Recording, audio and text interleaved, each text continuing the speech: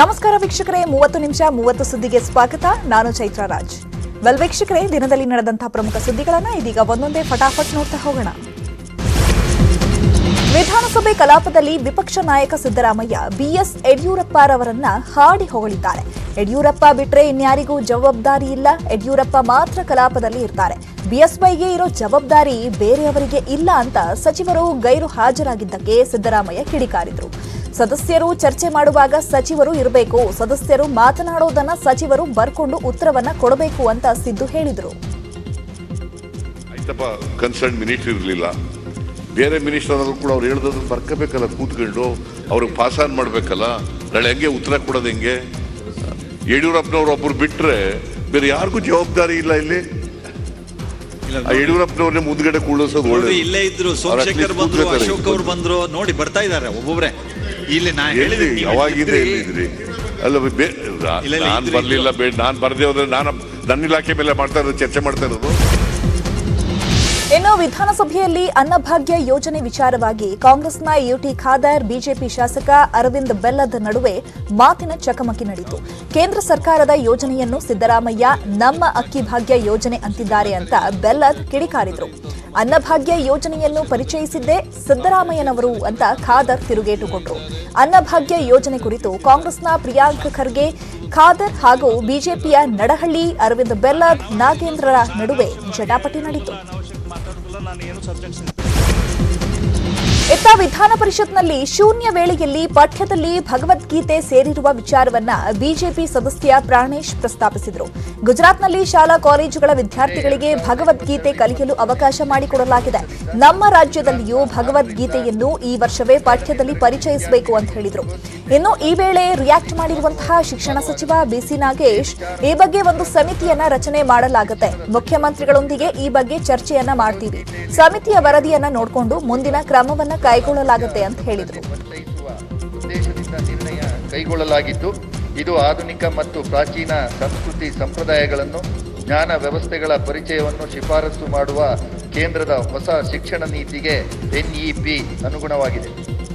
ಶ್ರೀಕೃಷ್ಣನು ಅರ್ಜುನನಿಗೆ ಉಪದೇಶ ಮಾಡಿದ ಗೀತಾ ರೂಪದಲ್ಲಿರುವ ತತ್ವಬೋಧನೆಯೇ ಭಗವದ್ಗೀತೆ. ಇದು ಜೀವನದ ಸಾರವನ್ನು ವಿವರಿಸುತ್ತದೆ. ಭಗವದ್ಗೀತೆಯಲ್ಲಿ ಏನಿದೆ ತಿಳಿದುಕೊಳ್ಳಬೇಕಲ್ಲವೇ? 700 ಶ್ಲೋಕಗಳಿರುವ ಪುಸ್ತಕದ ಗಾತ್ರ ನೋಡಿ ಕೆಲವರು ಓದಲು. ಸಿಎಂ ಬಸವರಾಜ ಬೊಮ್ಮಾಯಿಗೆ ವಿಪಕ್ಷ ನಾಯಕ ಸಿದ್ದರಾಮಯ್ಯ ಪತ್ರ ಬರೆದಿದ್ದಾರೆ. ನಮ್ಮ ಮೆಟ್ರೋ ಯೋಜನೆಯನ್ನು ತಮಿಳುನಾಡಿನ ಹೊಸೂರುವರೆಗೆ ವಿಸ್ತರಿಸುವಂತೆ ಮನವಿ ಮಾಡಿದ್ದಾರೆ. ಕೃಷ್ಣಗಿರಿ ಸಂಸದ ಡಾಕ್ಟರ್ ಚೆಲ್ಲಕುಮಾರ್ ಈ ಮನವಿಯನ್ನ ಮಾಡಿದ್ದಾರೆ.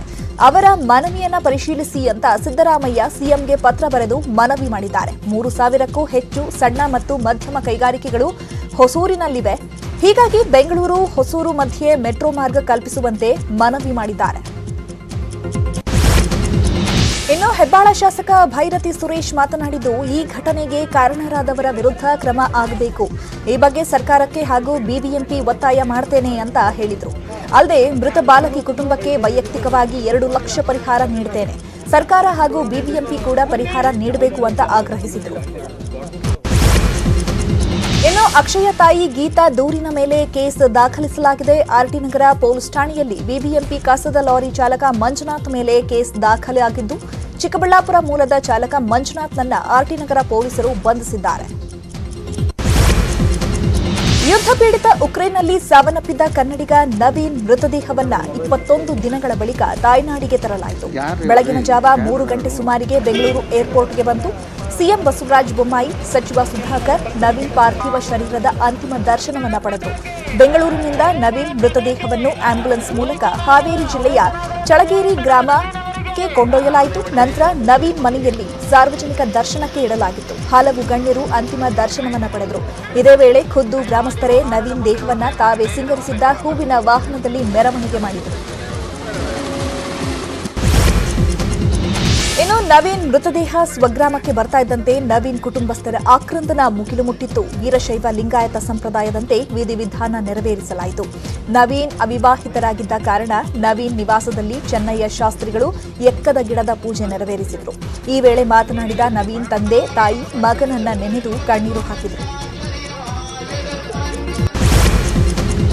ಇನ್ನು ಸಿಎಂ ಬೊಮ್ಮಾಯಿ ಬೆಂಗಳೂರಲ್ಲಿ ನವೀನ್ ದೇಹ ಸ್ವೀಕರಿಸಿದ್ದಲ್ಲದೆ ನವೀನ್ ಸ್ವಗ್ರಾಮಕ್ಕೂ ತೆರಳಿ ಅಲ್ಲಿಯೂ ಅಂತಿಮ ದರ್ಶನ ಪಡೆದರು.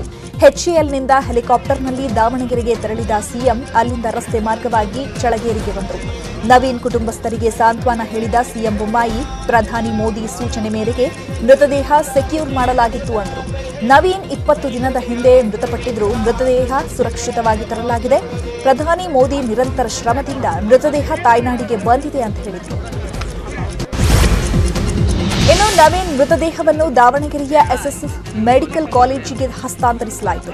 ಮೆಡಿಕಲ್ ವಿದ್ಯಾರ್ಥಿಗಳ ಅಧ್ಯಯನಕ್ಕಾಗಿ ದೇಹ ದಾನ ಮಾಡಲಾಗಿದೆ. ಪೂಜಾ ವಿಧಿವಿಧಾನಗಳ ಬಳಿಕ ಎಸ್ಎಸ್ ಆಸ್ಪತ್ರೆಗೆ ನವೀನ್ ದೇಹವನ್ನು ಹಸ್ತಾಂತರಿಸಲಾಗಿದೆ. ಮೆಡಿಕಲ್ ವಿದ್ಯಾರ್ಥಿಗಳ ಅಧ್ಯಯನಕ್ಕಾಗಿ ನವೀನ್ ದೇಹವನ್ನು ಮುಂದಿನ 5 ವರ್ಷ ಬಳಸಿಕೊಳ್ಳಲಾಗುತ್ತೆ ಅಂತ ಎಸ್ಎಸ್ ಆಸ್ಪತ್ರೆ ವೈದ್ಯರು ಮಾಹಿತಿ ತಿಳಿಸಿದರು. ಉಡುಪಿಯ ಕಾಪು ತಾಲೂಕಿನ ಇತಿಹಾಸ ಪ್ರಸಿದ್ಧ ಸುಗ್ಗಿ ಮಾರಿಗುಡಿ ಜಾತ್ರೆ ನಾಳೆ ನಡೆಯಲಿದೆ. ಸುಗ್ಗಿ ಮಾರಿ ಪೂಜೆಯಲ್ಲಿ ಮುಸ್ಲಿಮರಿಗೆ ಬಹಿಷ್ಕಾರ ಹೇರಲಾಗಿದೆ. ಹಣ್ಣು, ಕಾಯಿ, ಹೂವು, ಕೋಳಿ, ಕುರಿ ವ್ಯಾಪಾರಕ್ಕೆ ಅನ್ಯ ಧರ್ಮೀಯರಿಗೆ ಅವಕಾಶ ನೀಡದಿರಲು ಹಿಂದೂ ಜಾಗರಣ ವೇದಿಕೆ ನಿರ್ಧರಿಸಿದೆ. ಹಿಜಬ್ ತೀರ್ಪು ಧಿಕ್ಕರಿಸಿ ಮುಸ್ಲಿಂ ಸಂಘಟನೆಗಳು ಪ್ರತಿಭಟನೆ ನಡೆಸಿದ್ವು. ಈ ನೆಲದ ಕಾನೂನು ಹಾಗೂ ಸಂವಿಧಾನವನ್ನ ಮುಸ್ಲಿಮರು ಒಪ್ಪುತ್ತಿಲ್ಲ, ಗೌರವಿಸ್ತಾ ಇಲ್ಲ. ಇದೇ ಕಾರಣಕ್ಕೆ ಸುಗ್ಗಿ ಮಾರಿಗುಡಿ ಪೂಜೆಯಲ್ಲಿ ಮುಸ್ಲಿಂ ವ್ಯಾಪಾರಿಗಳಿಗೆ ಅವಕಾಶ ನೀಡದಂತೆ ಹಿಂದೂ ಜಾಗರಣ ವೇದಿಕೆ ಮುಖಂಡರು ಮನವಿ ಮಾಡಿದ್ದಾರೆ. ಬಿಜೆಪಿಯವರ ಅಜೆಂಡಾ ಸಮಾಜವನ್ನ ಹಾಳು ಮಾಡುವ ಕೆಲಸ ಅಂತ ಮಾಜಿ ಸಿಎಂ ಎಚ್ಡಿ ಕುಮಾರಸ್ವಾಮಿ ಕಿಡಿಕಾರಿದ್ದಾರೆ. ಸಮಾಜದಲ್ಲಿ ದ್ವೇಷ ಬಿತ್ತುವ ಕೆಲಸವನ್ನ ಬಿಜೆಪಿ ಮಾಡ್ತಾ ಇದೆ. ಇಂತಹ ಗುಣಗಳನ್ನ ತಲೆಗೆ ತುಂಬಿಸಿಕೊಳ್ಳುವ ಅವಶ್ಯಕತೆ ನನಗಿಲ್ಲ. ಮಾನವೀಯತೆ, ತಾಯಿಯ ಹೃದಯವನ್ನ ಇಟ್ಕೊಂಡು ಜೀವನ ಮಾಡ್ತಾ ಇದ್ದೇನೆ. ಬಿಜೆಪಿಯವರ ತಿಳುವಳಿಕೆಯನ್ನ ಕಲಿಯುವ ಅಗತ್ಯವಿಲ್ಲ. ಅಂತಹ ತಿಳುವಳಿಕೆ ಕಲಿತ್ರೆ ಸಮಾಜ ಹಾಳಾಗುತ್ತೆ ಅಂತ ಬಿಜೆಪಿ ನಾಯಕರಿಗೆ ಕುಮಾರಸ್ವಾಮಿ ಟಾಂಗ್ ಕೊಟ್ಟಿದ್ದಾರೆ. ಪಾಠ್ಯಪುಸ್ತಕದಲ್ಲಿ ಭಗವದ್ಗೀತೆ ಅಳವಡಿಸುವ ವಿಚಾರ ಕುರಿತು ಕನ್ನಡ ಅಭಿವೃದ್ಧಿ ಪ್ರಾಧಿಕಾರದ ಅಧ್ಯಕ್ಷ ಟಿಎಸ್ ನಾಗಾಭರಣ ಮಾತನಾಡಿದ್ದಾರೆ. ಜ್ಞಾನಕೋಶ ಬೆಳೆಯಬೇಕಾದ್ರೆ ಸ್ವೀಕರಿಸುವುದು ತಪ್ಪಿಲ್ಲ. ಭಗವದ್ಗೀತೆ, ರಾಮಾಯಣ, ಮಹಾಭಾರತದಿಂದ ಜ್ಞಾನ ಬೆಳೆದ್ರೆ ಅಳವಡಿಸುವುದು ತಪ್ಪಿಲ್ಲ. ಕುವೆಂಪುರವರು ಸಹ ಅದನ್ನೇ ಹೇಳಿದ್ದಾರೆ. ಹಾಗಾಗಿ ಮಗುವಾಗಲಿ ದೊಡ್ಡವರಾಗಲಿ ಅದನ್ನ ಸ್ವೀಕರಿಸಬೇಕು ಅಂತ ಹೇಳಿದರು. ಉಡುಪಿ ಜಿಲ್ಲೆಯ ಕಾಪು ಮುಲ್ಲಾರು ಬಳಿ ಗುಜರಿ ಅಂಗಡಿಯಲ್ಲಿ ಗ್ಯಾಸ್ ಸಿಲಿಂಡರ್ ಸ್ಫೋಟವಾಗಿದೆ. ಸಿಲಿಂಡರ್ ಸ್ಫೋಟಕ್ಕೆ 2 ಸಜೀವ ದಹನವಾಗಿದ್ದಾರೆ. ಮತ್ತೊಬ್ಬ ಆಸ್ಪತ್ರೆಯಲ್ಲಿ ಸಾವನ್ನಪ್ಪಿದ್ದಾರೆ. ರಜಾಕ್, ರಜಬ್ ಸಜೀವವಾಗಿ ದಹನವಾಗಿದ್ದಾರೆ. 3 ಸಾವಿನ ಜೊತೆ ಮತ್ತೆ 3 ಸ್ಥಿತಿ ಗಂಭೀರವಾಗಿದೆ. ಸ್ಥಳೀಯ ಆಸ್ಪತ್ರೆಯಲ್ಲಿ 3 ಟ್ರೀಟ್ಮೆಂಟ್ ಕೊಡಿಸಲಾಗ್ತಾ ಇದೆ. ಇನ್ನು ಗ್ಯಾಸ್ ಸಿಲಿಂಡರ್ ಸ್ಫೋಟಕ್ಕೆ ಗುಜರಿ ಸಂಪೂರ್ಣ ಸುಟ್ಟು ಕರಕಲಾಗಿದ್ದು, ಅಗ್ನಿಶಾಮಕ ಸಿಬ್ಬಂದಿ ಬೆಂಕಿಯನ್ನ ತಹಬದಿಗೆ ತಂದಿದ್ದಾರೆ. ಇದೇ ವೇಳೆ ಘಟನೆಗೆ ನಿರ್ದಿಷ್ಟ ಕಾರಣ ತಿಳಿದು ಬಂದಿಲ್ಲ. ತನಿಖೆ ನಡೆಸಲಾಗ್ತಾ ಇದೆ ಅಂತ ಮಾಹಿತಿ ಲಭ್ಯವಾಗಿದೆ. ಸಾಂಸ್ಕೃತಿಕ ನಗರಿ ಮೈಸೂರಿನಲ್ಲಿ ಸಾಮಾಜಿಕ ಬಹಿಷ್ಕಾರ ಇನ್ನೂ ಜೀವಂತವಾಗಿದೆ. ಬಹಿಷ್ಕಾರಕ್ಕೆ ಒಳಗಾಗಿ ಕುಟುಂಬದವರು ನಲ್ಲಿಯಲ್ಲಿ ನೀರು ಹಿಡಿಯುವಂತಿಲ್ಲ, ಡೈರಿಯಲ್ಲಿ ಹಾಲು, ಅಂಗಡಿಯಲ್ಲಿ ದಿನಸಿಕೊಳ್ಳುವಂತಿಲ್ಲ. ಈ ಘಟನೆ ಸಿದ್ದರಾಮಯ್ಯ ಪುತ್ರ ಡಾಕ್ಟರ್ ಯತೀಂದ್ರ ಪ್ರತಿನಿಧಿಸುವ ವರುಣಾ ಕ್ಷೇತ್ರದಲ್ಲಿ ನಡೆದಿದೆ. ನಂಜನಗೂಡು ತಾಲೂಕಿನ ಕೊಂತಯ್ಯನಹುಂಡಿ ಗ್ರಾಮದಲ್ಲಿ ಗುರುಮಲ್ಲಪ್ಪ, ಪರಶಿವಪ್ಪ ಮತ್ತು ಮಹದೇವಪ್ಪ ಕುಟುಂಬಗಳಿಗೆ ಸಾಮಾಜಿಕ ಬಹಿಷ್ಕಾರ ಹಾಕಲಾಗಿದೆ. 3 ಸಹೋದರರಿಗೆ ಗ್ರಾಮದಲ್ಲಿ ಪಿತ್ರಾರ್ಜಿತ ಜಮೀನಿತ್ತು. ಅತಿಕ್ರಮ ಪ್ರವೇಶ ಮಾಡಿದ ಗ್ರಾಮದ ಮುಖಂಡರ ವಿರುದ್ಧ 3-4 ವರ್ಷಗಳ ಹಿಂದೆ ಸಹೋದರರು ಸಿಡಿದೆದ್ದಿದ್ರು. ಅಲ್ಲದೆ ಪೊಲೀಸ್ ಠಾಣೆಯ ಮೆಟ್ಟಿಲು ಹತ್ತಿದ್ರು. ಇದರಿಂದಾಗಿ ಊರಿನ ಮುಖಂಡರೆಲ್ಲ ಸೇರಿ ಸಾಮಾಜಿಕ ಬಹಿಷ್ಕಾರ ವಿಧಿಸಿದ್ದಾರೆ. ನೀರು, ದಿನಸಿ, ಕೆಲಸ ಸಿಗದಂತೆ ಕಟ್ಟಪ್ಪಣೆ ಹೊರಡಿಸಿದ್ದಾರೆ. ಬಹಿಷ್ಕೃತ ಕುಟುಂಬಸ್ಥರನ್ನ ಮಾತನಾಡಿಸಿದ್ರೆ 3,000 ದಂಡ ವಿಧಿಸಿದ್ದಾರೆ. ಚಾಮರಾಜನಗರದಲ್ಲಿ ಕೈಗಾರಿಕಾ ಪ್ರದೇಶಾಭಿವೃದ್ಧಿಗಾಗಿ 1,100 ಎಕರೆ ಭೂಸ್ವಾಧೀನಕ್ಕೆ ಸರ್ಕಾರ ಅಧಿಸೂಚನೆ ಹೊರಡಿಸಿದೆ. ಬದನಗುಪ್ಪೆ, ಕೆಲ್ಲಂಬಳ್ಳಿ ಕೈಗಾರಿಕಾ ಅಭಿವೃದ್ಧಿ ಪ್ರದೇಶದಲ್ಲಿ ಈಗಾಗಲೇ 1,400 ಎಕರೆ ಕೈಗಾರಿಕಾ ಪ್ರದೇಶವಿದ್ದು, ಇದು ಬಹುತೇಕ ಖಾಲಿ ಬಿದ್ದಿದೆ. ಆದರೆ ಮೂಲಸೌಕರ್ಯಗಳ ಕೊರತೆಯಿಂದ ಉದ್ಯಮಿಗಳು ಇಲ್ಲಿ ಕೈಗಾರಿಕೆ ಸ್ಥಾಪಿಸಲು ಹಿಂದೇಟು ಹಾಕ್ತಿದ್ದಾರೆ. ಪರಿಸ್ಥಿತಿ ಹೀಗಿದ್ರೂ ಇದೇ ವ್ಯಾಪ್ತಿಯಲ್ಲಿ ಈ ಕೈಗಾರಿಕಾ ಪ್ರದೇಶ ವಿಸ್ತರಣೆಗೆ 1,100 ಎಕರೆ ಸ್ವಾಧೀನಕ್ಕೆ ಸರ್ಕಾರ ಅಧಿಸೂಚನೆ ಹೊರಡಿಸಿರುವುದಕ್ಕೆ ರೈತರಿಂದ ಆಕ್ರೋಶ ವ್ಯಕ್ತವಾಗಿದೆ. ಫಲವತ್ತಾದ ಭೂಮಿ ನೀಡಲು ರೈತರು ವಿರೋಧಿಸಿದ್ದಾರೆ. ಬಿಸಿಯೂಟದ ಹಣಕಾಸು ವಿಚಾರವಾಗಿ 2 ಶಿಕ್ಷಕರು ಪರಸ್ಪರ ಕಿತ್ತಾಡಿಕೊಂಡಿದ್ದಾರೆ. ಈ ಘಟನೆ ಬೀದರ್ ತಾಲೂಕಿನ ಮರ್ಜಾಪುರ ಗ್ರಾಮದ ಸರ್ಕಾರಿ ಹಿರಿಯ ಪ್ರಾಥಮಿಕ ಶಾಲೆಯಲ್ಲಿ ನಡೆದಿದೆ. ಶಾಲೆಯ ಮುಖ್ಯ ಶಿಕ್ಷಕರಾದ ಮಡಿವಾಳ ಸ್ವಾಮಿ ಸಹ ಶಿಕ್ಷಕ ಶಾಂತಕುಮಾರ್ ಪರಸ್ಪರ ವೈಯಕ್ತಿಕವಾಗಿ ನಿಂದಿಸಿಕೊಂಡು ಗಲಾಟೆ ಮಾಡಿಕೊಂಡಿದ್ದಾರೆ. ಜಾತ್ರಾ ಮಹೋತ್ಸವ ಎಂದ ಮೇಲೆ ಭಕ್ತರು, ಗಣ್ಯರು ತಮ್ಮೂರ ಜಾತ್ರೆಗೆ ಸ್ವಾಗತ ಕೋರುವ ಫ್ಲೆಕ್ಸ್ ಹಾಕೋದು ಕಾಮನ್. ಆದರೆ ಕೊಪ್ಪಳದ ಕುಷ್ಟಗಿ ತಾಲೂಕಿನ ಹಾಬಲಕಟ್ಟಿಯ ಶ್ರೀ ಶರಣಬಸವೇಶ್ವರ ಜಾತ್ರಾ ನಿಮಿತ್ತ ಗ್ರಾಮದಲ್ಲಿ ಹಲವು ಬ್ಯಾನರ್ಗಳನ್ನು ಹಾಕಲಾಗಿದೆ.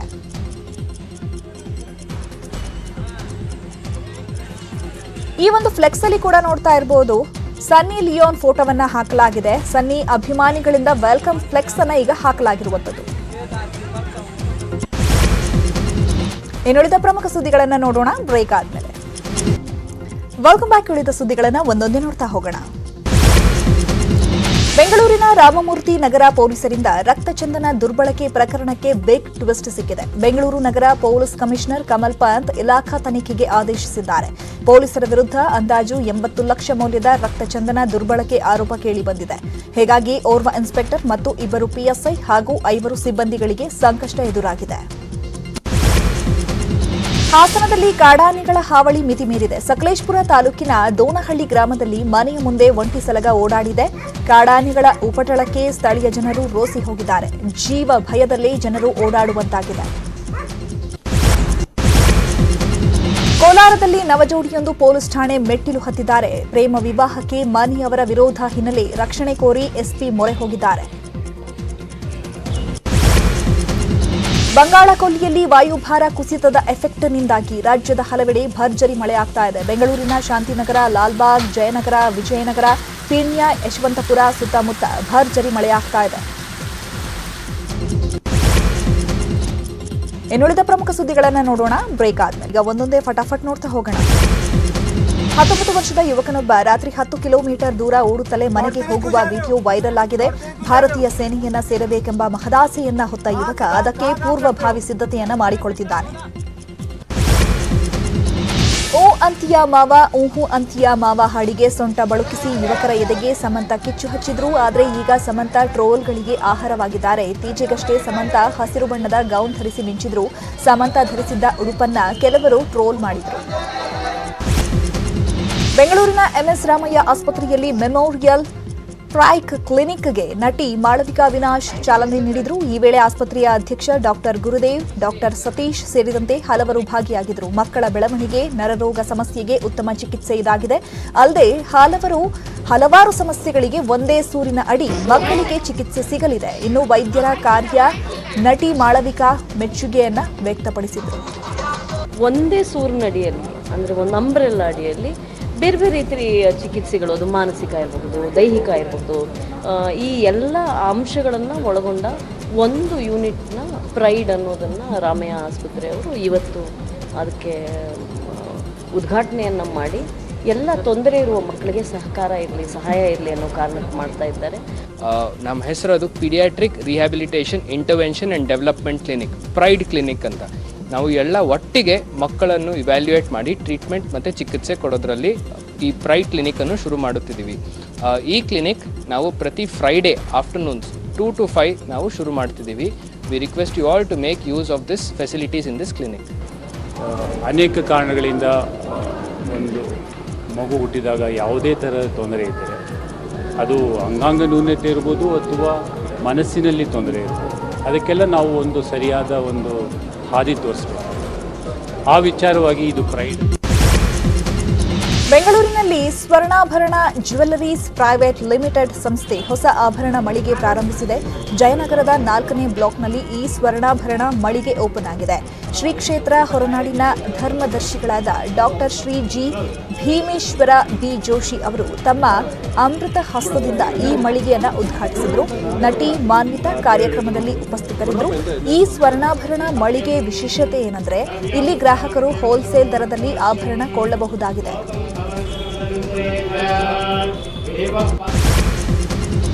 ಇವಿಷ್ಟು ಈ ಹೊತ್ತಿನ ಪ್ರಮುಖ ಸುದ್ದಿ. ನೋಡ್ತಾ ಇರಿ ನ್ಯೂಸ್ 18 ಕನ್ನಡ. ಜಾಲ ನಮ್ಮದು, ಬಲ ನಿಮ್ಮದು.